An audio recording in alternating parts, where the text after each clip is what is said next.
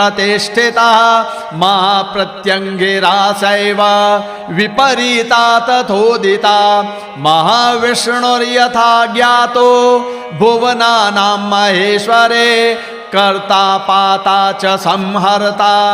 सत्यं सत्यं वदामि ते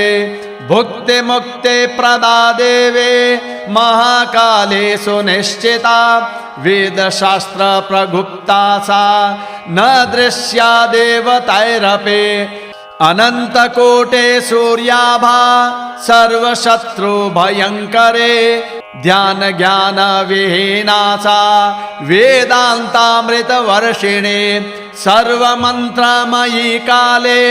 निगमागमकारिणे निगमागमकारे सा महाप्रलयकारिणे यस्या अङ्गघर्मलवा सा गङ्गा परमोदिता